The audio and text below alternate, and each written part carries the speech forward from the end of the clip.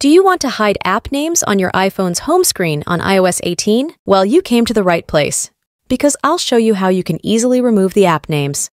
This is cool if you have a lot of apps and you want a more cleaner and minimalistic look for your iOS home screen.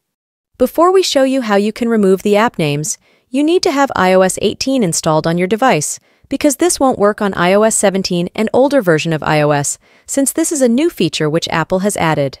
But if you already have iOS 18, then you want to follow my steps. Go over to your iPhone's home screen, and then long press anywhere on the screen until your app icons start shaking.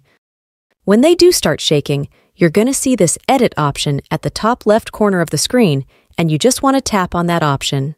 When you do, you're going to see two different options, which are the Add widget and the Customize options. And what we want to do is to click on the Customize option right here.